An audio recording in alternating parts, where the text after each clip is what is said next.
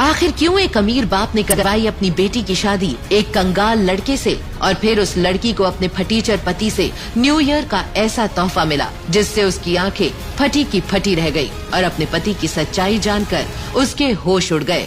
पापा ने तुम्हारे जैसे कंगाल से शादी करके मेरी जिंदगी खराब कर दी। मेरी सारी सहेलियों के पति उन्हें महंगे महंगे गिफ्ट्स देते हैं और तुम वही गुलाब का फूल और कार्ड। अनिका ने अपने पापा के कहने पर नक्श से शादी तो कर ली थी, मगर उसने ये शर्त रखी थी कि घर से बाहर किसी को ये पता न चले कि वो उसका पति है। नक्श उस घर में घर जमाई बनकर रहता था, मगर वो वहाँ एक नौकर ही था। सब उसे जलील करते रहते, न तो उसे घर में ठीक से खाने को मिलता, न ही उसके लिए कोई कमरा था। कभी कालीन पर तो कभी वो कुत्ते के कमरे के बगल में सोता। अपना पॉकेट खर्च चलाने के लिए वो एक जगह चपरासी की नौकरी भी करता था। अनिका ने अपनी सहेलियों को बता रखा था कि उसकी शादी विदेश जाकर हुई और उसका पति लंदन में बड़ा बिजनेसमैन है। मगर जब उसकी सहेलियां उसे अपने हस्बैंड के दिए हुए महंगे महंगे गिफ्ट्स दिखाती तो वो जल भुनकर राख हो जाती। नया साल आने वाला था और अनिका ने नक्श से कहा, मुझे न्यू ईयर में इस बार तुमसे महंगा गिफ्ट चाहिए, वो जिसकी कीमत लाखों में हो। मगर अनिका, इतने पैसे मैंने आज तक देखे भी नहीं। मैं तुम्हें इतना महंगा गिफ्ट कैसे दे सकता हूँ? वो तो तुम्हें मुझसे शादी करने से पहले सोचना चाहिए था। एक मर्द होकर अपनी बीवी की डिमांड भी पूरी नहीं कर सकते। छी! नक्श को अपनी पत्नी की ये बात चुभ गई। वो चुपचाप वहाँ से चला गया। 2 दिन बाद न्यू ईयर पार्टी के पहले ही नक्श अनिका के पास आया और उसे एक गिफ्ट पैक दिया। अनिका ने बुरा सा मुंह बनाकर उस डब्बे को खोला और जैसे ही उसने अंदर का गिफ्ट देखा तो उसके तो होश ही उड़ गए। ये फोन, ये तो इस कंपनी का स्पेशल एडिशन है। इसकी कीमत तो 3 करोड़ है। तुम ये कहाँ से लाए? वो असल में ये ओरिजिनल नहीं है, बल्कि उसी फोन की कॉपी है।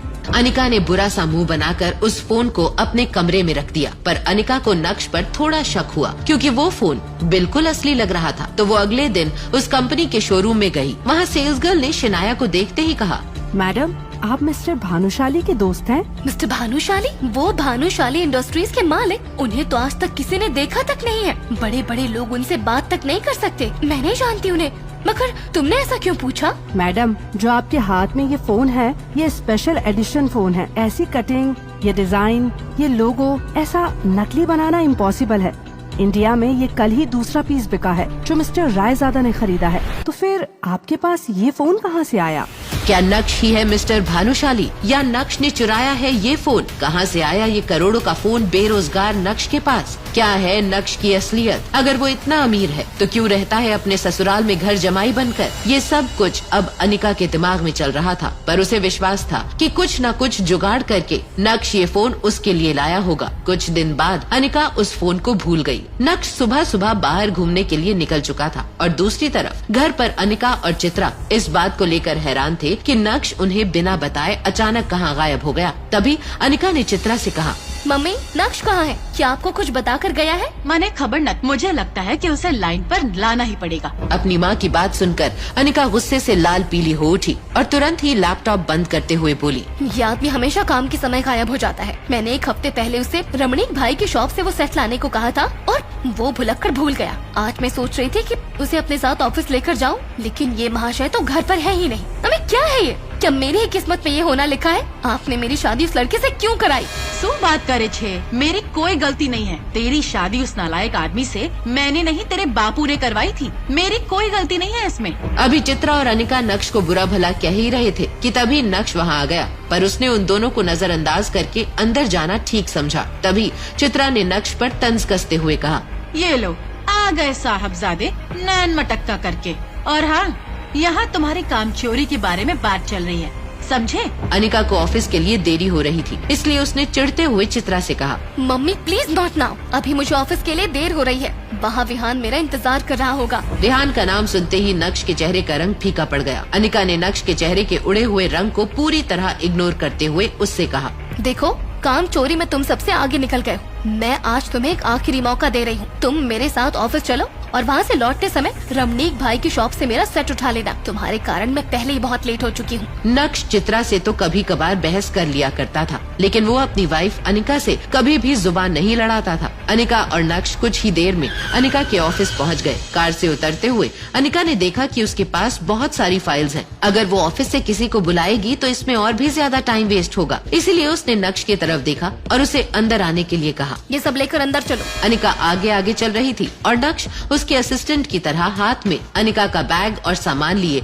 उसके पीछे चल रहा था। अनिका जब अपने कैबिन में पहुंची तो उसका दोस्त और बिजनेस पार्टनर विहान बजाज पहले से ही वहां बैठा उसका इंतजार कर रहा था। अनिका को देखकर विहान कुर्सी से खड़ा हुआ और बोला, यार अनिका, तुम कहाँ रह गई थी? पता है मैं पिछले 1 घंटे से तुम्हारा इंतजार कर रहा हूँ। जब नक्श ने विहान की बात सुनी तो वो मन ही मन बोला, ये आदमी इतना खाली है कि 1 घंटे से यहाँ बैठा मेरी बीवी अनिका का इंतजार कर रहा है। अपने चेहरे पर अपॉलॉजीज लिए अनिका ने कहा, Vihan, I am so sorry यार, कुछ लोगों के कारण घर से निकलने में देर हो गई। अनिका की बात सुनकर विहान के 1 घंटे इंतजार करने की शिकायत एक पल में ही गायब हो गई और वो बस मुस्कुराते हुए अनिका को ही देखे जा रहा था। वो आज बहुत ही ज्यादा खुश नजर आ रहा था और अनिका ने भी उसकी खुशी को नोटिस कर लिया था।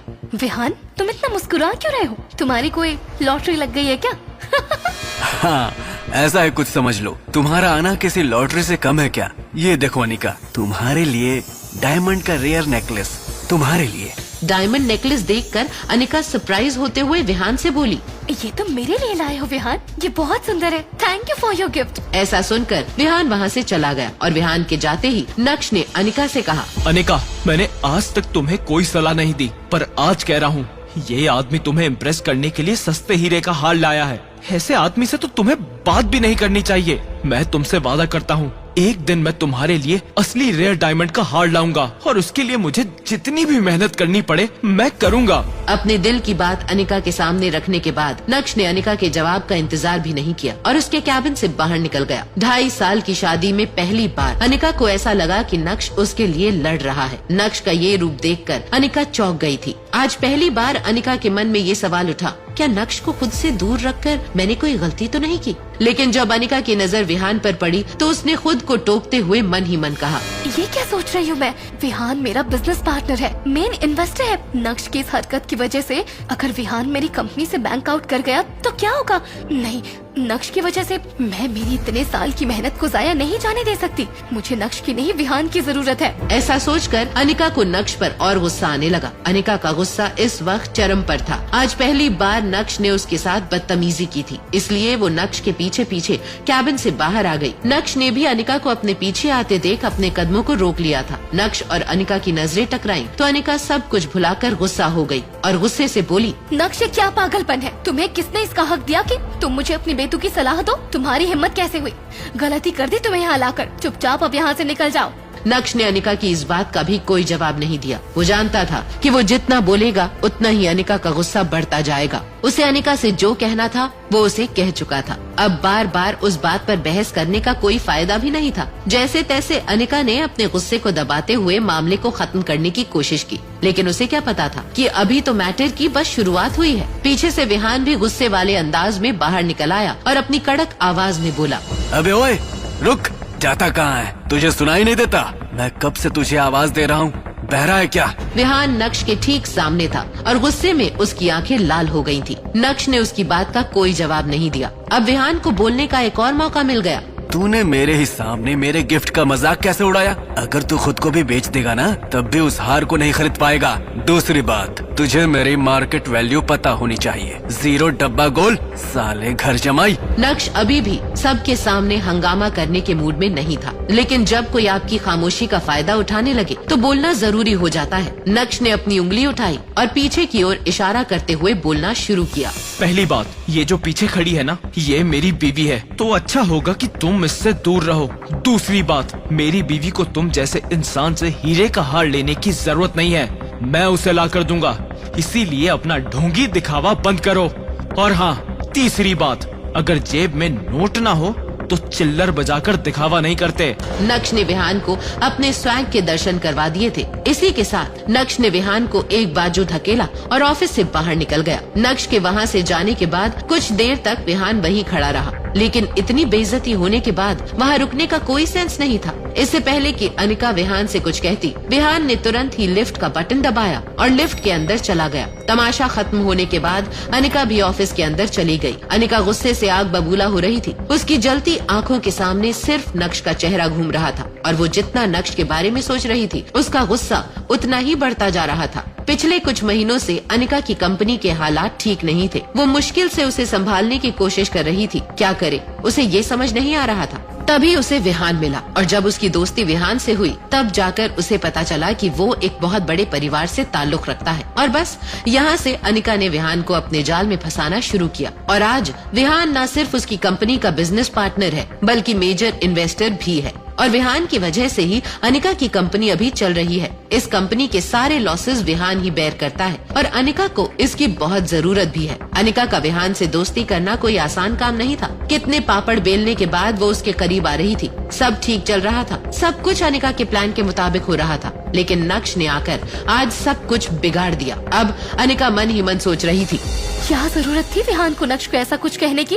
अब पता नहीं वो उसकी कंपनी में अपना पैसा इन्वेस्ट करेगा या नहीं। अब अनिका उसे कैसे मनाएगी। अगर गलती से उसने अपना पैसा रिटर्न करने के लिए कहा तो अनिका की कंपनी अंजी कॉर्पोरेशन तो बहुत बड़ी मुसीबत में पड़ जाएगी। उसके बाद क्या होगा, जावेरी खानदान को कौन संभालेगा। ये सोचते सोचते अनिका को खुद पर ही गुस्सा आने लगा। असल में गलती उसी की है। वो क्यों नक्श को उन दोनों के बीच में लाई। क्या जरूरत थी नक्श को ऑफिस साथ लाने की। अगर वो नक्श को अपने साथ नहीं लेकर आती तो अभी विहान उसके साथ बैठा होता। वहीं दूसरी ओर अंजी कॉर्पोरेशन के ऑफिस से बाहर आकर नक्श काफी खुला खुला महसूस कर रहा था। तभी अचानक से नक्श का फोन बजा। वो फोन मिस्टर भानुशाली का था, जो शहर के सबसे अमीर बिजनेसमैन थे। यस मिस्टर भानुशाली, मैं अभी आपको ही कॉल करने वाला था। मैं जानता हूँ कि आपने भी मुझे किसी काम से ही कॉल किया है। मैंने आज एक खास इंसान के साथ तुम्हारी मीटिंग फिक्स की है। एड्रेस व्हाट्सएप कर दिया है। मैं चाहता हूँ कि तुम एक बार मिल लो। ठीक है, मुझे किसी से भी मिलने में कोई तकलीफ नहीं है, लेकिन आपको मेरी 2 शर्तें और पूरी करनी होगी। पहली तो ये कि मुझे आज के आज किसी भी हाल में रेयर डायमंड नेकलेस चाहिए और दूसरी मैं आपको व्हाट्सएप कर रहा हूँ। ये शर्त भी उतनी ही खास है और काम जल्दी हो जाना चाहिए। फोन रखते ही नक्श ने देखा कि उसे व्हाट्सएप पर अनिका के मैसेजेस आए हैं। मैसेज में लिखा था, कुछ अच्छे कपड़े खरीद लो। मैं नहीं चाहती कि मेरी फैमिली को तुम्हारी वजह से और शर्मिंदा होना पड़े। जहाँ देखो भिखारियों की तरह रहते हो। दरअसल अनिका के घर में आज फैमिली डिनर पार्टी थी और पिछली बार नक्श की वजह से उसे काफी कुछ झेलना पड़ा था। मैसेज पढ़ने के बाद नक्श ने अपना फोन जेब में रखा और सड़क के किनारे जाकर टैक्सी रोकने के लिए अपना हाथ आगे बढ़ाया। जैसे ही एक टैक्सी आकर रुकी, वैसे ही नक्श उस टैक्सी में बैठ गया और टैक्सी ड्राइवर से बोला, golden domain society. Golden domain society Surat की ही नहीं बल्कि गुजरात की सबसे लग्जूरियस सोसाइटीज में से एक थी। दरअसल यही वो जगह थी जहां मिस्टर भानुशाली ने आज उसकी एक सीक्रेट मीटिंग फिक्स की थी। लेकिन नक्श किससे मिलने जा रहा है, इस बात की उसे कोई जानकारी नहीं थी। लेकिन जब नक्श वहाँ पहुँचा तो पूल विला के गार्डन में बैठे आदमी को देखकर उसका गुस्सा उबाल मारने लगा और नक्श बिना वहाँ रुके वहाँ से निकल गया। नक्श वहाँ से निकल ही रहा था कि तभी उसे एक मैसेज आया। दरअसल आज अनिका की फैमिली गैदरिंग अटेंड करने से पहले नक्श को अपनी हाई स्कूल रियूनियन में जाना था। ग्रेजुएशन के बाद इतने सालों में नक्श पहली बार अपने किसी कॉलेज या स्कूल रियूनियन में जा रहा था। इतने सालों में नक्श अपने किसी भी दोस्त से नहीं मिला था। उस रियूनियन पार्टी के बारे में सोचते हुए नक्श को अपने सारे पुराने क्लासमेट्स याद आने लगे, जिनके साथ वो कभी स्कूल में मस्ती किया करता था। आज नक्श उन सब से फिर मिलने वाला था और ये सोचकर ही नक्श को एक्साइटमेंट हो रहा था। नक्श इन ख्यालों के साथ अभी आगे बढ़ ही रहा था कि तभी उसे अचानक कुछ याद आया और उसने मन ही मन कहा, ओह शिट, अगर शिवानी भी वहाँ हुई तो। दरअसल शिवानी वो लड़की थी जिसे नक्श स्कूल के दिनों में पसंद किया करता था। सड़क किनारे खड़े होकर नक्श टैक्सी का इंतजार करने लगा। कुछ ही मिनटों में नक्श को टैक्सी मिल गई। दूसरी तरफ अंजी कॉर्पोरेशन में अनिका मीटिंग रूम से बाहर आ रही थी। वो काफी सीरियस लग रही थी। तभी कैफेटेरिया के बगल से गुजरते वक्त उसने कुछ एम्प्लॉइज को बातें करते सुना। एक लड़की ने हंसते हुए नक्श और अनिका के बारे में कुछ कहा। यार दुनिया में इतने अजीब आदमी भी होते हैं। तेवर तो देखो इसके, करता धरता कुछ नहीं है, होना जाना कुछ नहीं है, लेकिन आ गया यहाँ हमारी मैडम को गुस्सा दिलाने। यार इस 1 साल में कुछ भी नहीं बदला है। मुझे तो लगता था कि मैडम ने इस आदमी को छोड़ दिया होगा, लेकिन ये आदमी तो अब मैडम के सर पर चढ़कर नाचने लगा है। कभी कभी तो मुझे ऐसा लगता है कि इन दोनों की शादी कैसे हो गई। और शादी तो छोड़ो, 2 साल में इनका डिवोर्स भी नहीं हुआ। मुझे तो ये देखकर और भी ज्यादा हैरानी होती है। ऑफिस में चल रही ये बातें सुनकर अनिका और गुस्सा हो गई थी। अनिका अपने कैबिन में गई तो उसके लिए अपने गुस्से पर काबू रखना बहुत मुश्किल हो रहा था। उसे समझ नहीं आ रहा था कि वो अपने गुस्से का क्या करे। अनिका के मन में ये भी चल रहा था कि आखिर नक्श की वजह से उसे और कितना बेइज्जत होना पड़ेगा। यही सब सोचते हुए अनिका की नजर अपने पापा के फोटोज पर पड़ी जो उसके कैबिन की वॉल पर टंगी हुई थी। अनिका ने गुस्से में उस फोटो की तरफ देखते हुए कहा, मैं आपकी सबसे प्यारी बेटी थी। मुझे लगता था कि आप मेरे लिए जो भी पसंद करोगे वो बहुत सोच समझ कर करोगे, इसीलिए मैं कभी भी किसी लड़के के साथ रिलेशनशिप में नहीं आई। मैंने किसी लड़के को डेट भी नहीं किया और न ही आपके सामने अपनी शादी की कोई शर्त रखी। लेकिन आपने क्या किया, आपने मुझे इस गधे से बांध दिया। फिर भी मैंने कोई सवाल नहीं किया। अगर उसकी इस हरकतों के बारे में मुझे पहले से पता होता तो शायद मैं आपको मना कर देती। लोग कहते हैं माँ बाप जो कुछ भी अपने बच्चों के लिए करते हैं उनकी भलाई सोचकर ही करते हैं, पर सच कहूँ तो पापा मुझे नहीं लगता कि आपने मेरे लिए कुछ भी अच्छा सोचा था। बल्कि अब तो मुझे ऐसा लगता है जैसे आपको अपना आखिरी काम खत्म करना था और वो करके आप चले गए। अपने दिल की बात अपने पापा के सामने रखने के बाद अनिका फूट फूट कर रोने लगी थी। वहीं दूसरी तरफ नक्श रियूनियन पार्टी के लिए होटल प्राइम स्टार की तरफ निकल पड़ा था। होटल प्राइम शहर का सबसे महंगा होटल था जहां शहर के अमीर लोग आया करते थे। नक्श जैसे ही अपना पुराना स्कूटर लेकर वहां पहुंचा तो उसके पुराने कपड़े, पुराना स्कूटर और पैर में चप्पलें देखकर सिक्योरिटी गार्ड ने उसे गेट के बाहर ही रोक दिया। ए फटीचर, कहाँ घुसे चला आ रहा है? मुझे अंदर होटल में जाना है, मुझे इनवाइट किया गया है। अबे साले, झूठ बोलने से पहले ये तो देख लेता कि तेरी हालत कैसी हो रही है। ये होटल प्राइम है, यहाँ शहर के लोग अपनी बड़ी बड़ी कारों से आते हैं और तू भिखारी ये टूटा आवाज करता स्कूटर लेकर घुसेगा और मैं तुझे जाने दूंगा। चल भाग यहाँ से। ऐसा कहकर गार्ड ने नक्श के स्कूटर पर लात मार दी जिससे नक्श स्कूटर सहित गिर गया और एक महंगी कार के सामने आ गया। वो कार किसी और की नहीं बल्कि होटल प्राइम के मालिक मिस्टर खन्ना की थी। जैसे ही कार में बैठे मिस्टर खन्ना ने ये सब देखा तो वो उतर कर आए और गार्ड पर चिल्लाने लगे, ये सब क्या हो रहा है? वो भी होटल के गेट पर। पता नहीं ऐसा करने से हमारी होटल की रेपुटेशन खराब होती है। देखिए ना सर, ये फटीचर अंदर घुस रहा था, मैंने हटाया तो हट नहीं रहा है। और फिर जैसे ही मिस्टर खन्ना ने अपना चश्मा उतार कर नक्श की तरफ देखा तो उनकी आंखें फटी की फटी रह गई। वो दौड़ते हुए गए और गिरे हुए नक्श को उठाया और कांपती हुई आवाज में बोले, अरे नक्श सर, आप? मुझे माफ कर दीजिए, मैंने आपको देखा नहीं। मुझे पता होता आप हैं तो मैं खुद आपको रिसीव करने आता। अपने मालिक को एक गरीब फटीचर के सामने ऐसे गिड़गिड़ाता हुआ देख वो गार्ड भी हैरान था कि क्यों इतना अमीर आदमी एक गरीब को सर कह रहा है। क्या नक्श सच में एक अमीर आदमी है?